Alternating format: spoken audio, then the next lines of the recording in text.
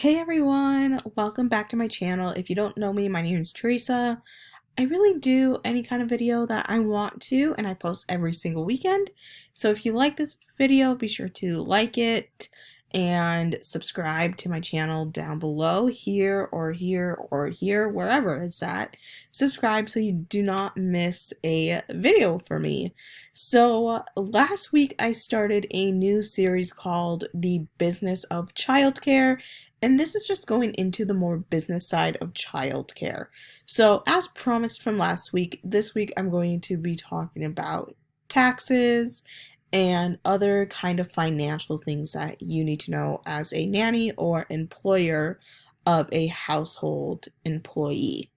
So, I just want to apologize. My neighbors are working on their yards right now.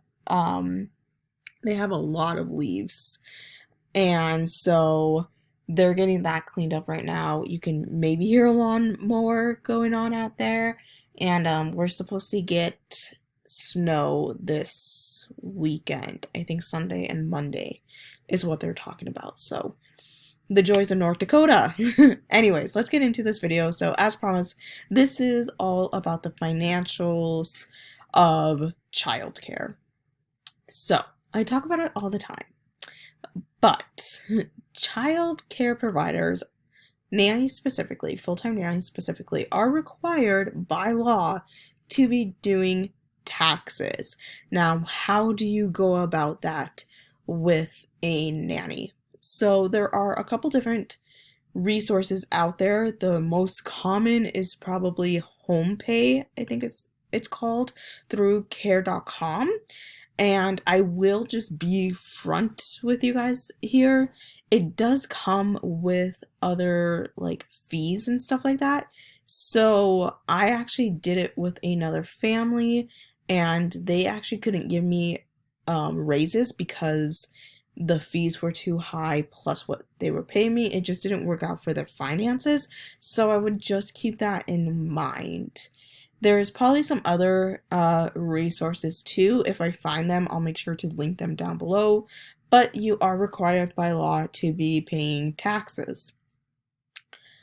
And some other things that you should be considering when it comes to finances are things like PTO, pay time off, vacation, and parents, employers. I want to put this in your brains and say that you need to also be thinking about when you are going to give your provider a raise.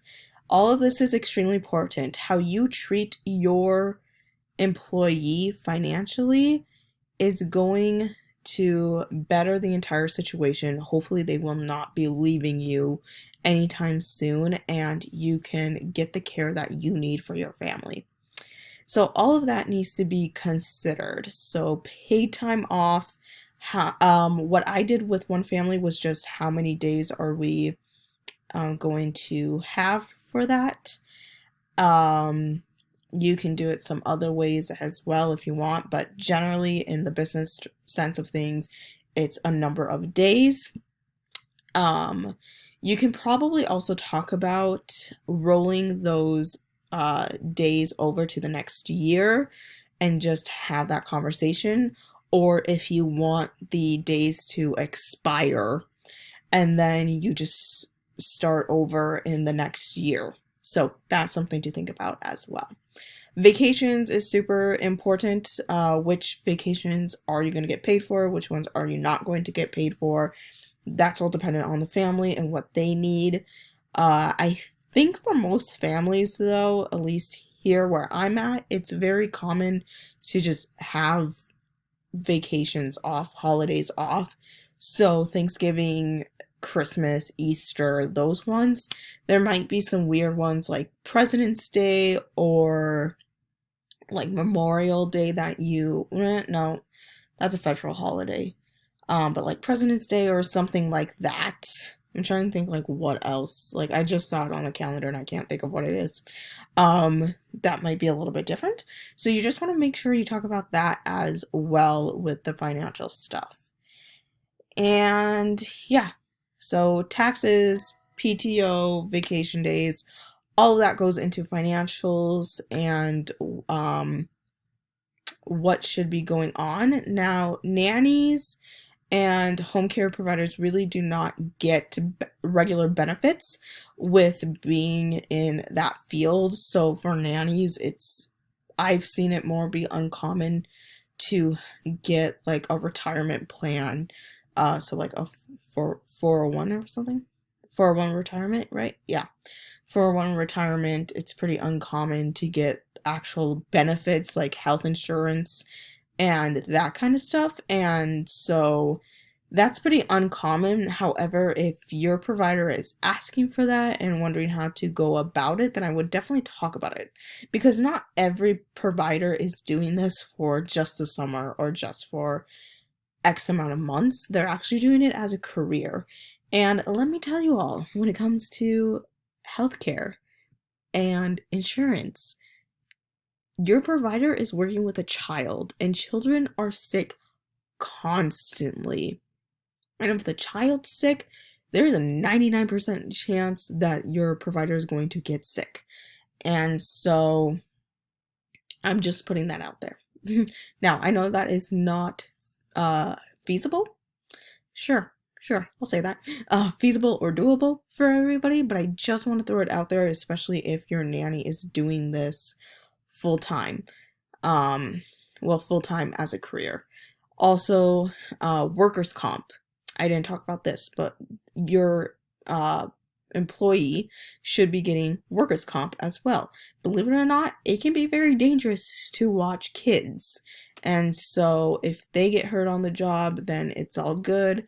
But if they get hurt on the job and that's not in play, then that's not really a good sign either. So just a few little financial things to look at. So again, just to recap, it would be PTO, vacations. You need to figure out how you're going to do your taxes. I'm going to add this in here.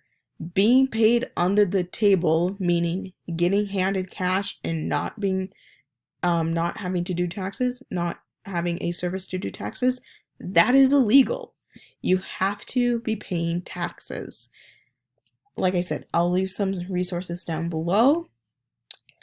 And some other things would be like workers' comp as well. So again, one more time, we have PTO, vacation days, taxes, and workers' comp. I almost was going to say PTO. So those are just things to think about, but the one that is definitely not negotiable is taxes. You have to pay your taxes. Otherwise, I'm pretty sure you do not want to deal with the IRS coming for you, however they do that, and being like, you're not paying taxes. So make sure you are doing things legally. I know that means less money for you, nannies and childcare providers, but you need to be sure that you are doing things legally, because it's better than doing things illegally and getting in trouble with authorities. So that is all for today.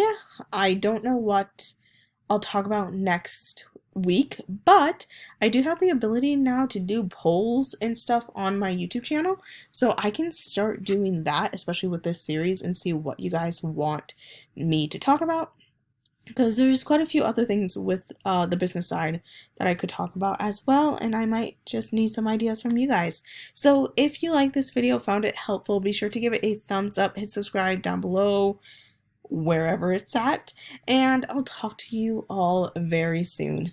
Bye!